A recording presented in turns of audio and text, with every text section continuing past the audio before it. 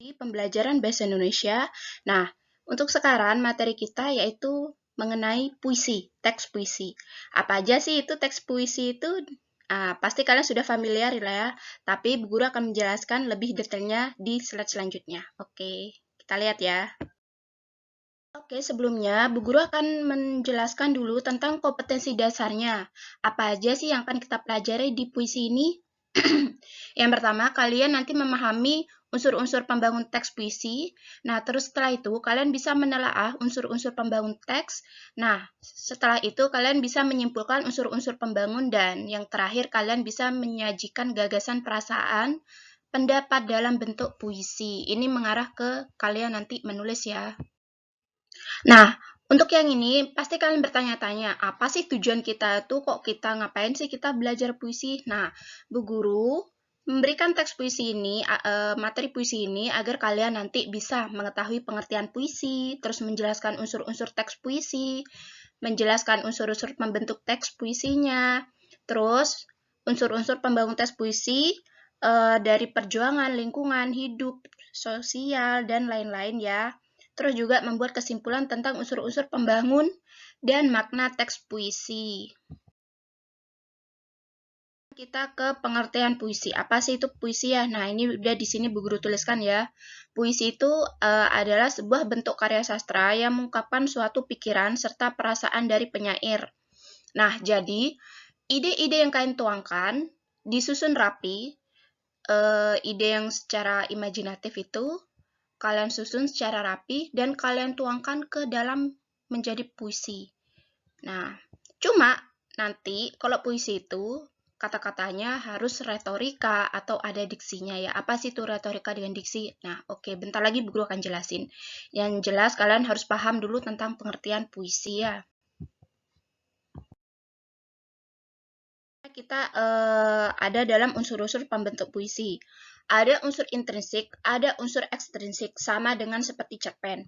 Nah, yang unsur intrinsik, yang pertama ada tema, yang kedua ada diksi, diksi itu pengindahan kata dalam puisi. Yang ketiga ada rima, nah rimanya itu nadanya ya. Yang keempat ada makna.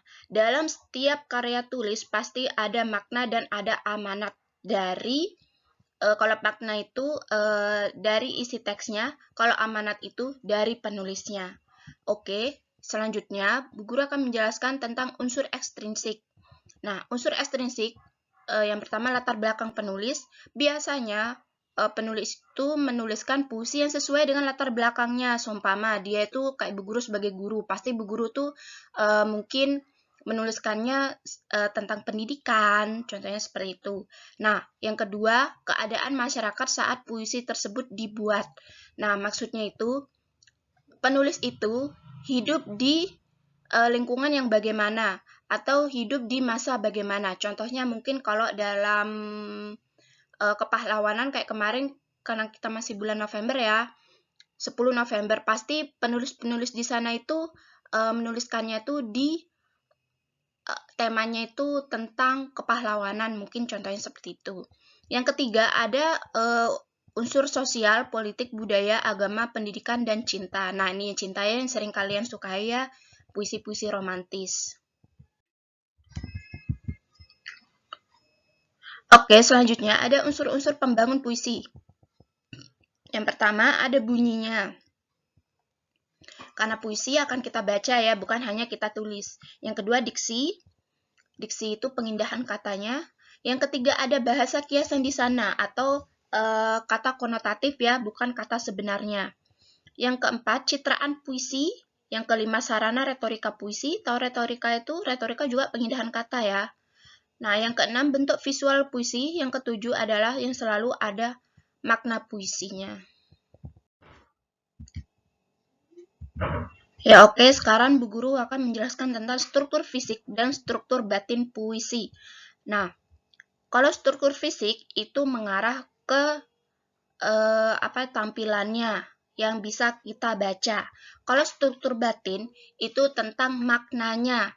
Atau kalau secara ininya itu biasanya kalau struktur fisik itu adalah tersurat, kalau struktur batin itu adalah tersirat. Nah, Bu Guru jelaskan dulu apa aja sih yang ada dalam struktur puisi. Yang pertama itu ada diksi. Diksi itu adalah pengindahan kata-kata yang sebenarnya itu tidak biasa. Terus setelah itu ada imajinasi penulis itu sendiri, kata konkret, katanya itu harus benar, runtut, dan gaya bahasa. Gaya bahasanya itu ini bisa disesuaikan dengan penulisnya ya. Terus rima atau irama, yang terakhir ada tipografi. Kalau struktur batin puisi itu ada tema. Yang jelas, tema beda dengan judul ya. Nah, setelah itu ada rasa atau feelingnya, bagaimana sih pembaca setelah membaca puisi itu? Apakah dia itu bisa sedih atau senang, atau bisa menegangkan? Terus yang ketiga ada nadanya. Nah, nadanya itu kalau bergembira berarti ya ada kata senyumnya. Kok kata senyum? Ada ekspresi senyumnya. Kalau seumpama sedih berarti ada ekspresi seperti kayak menangis.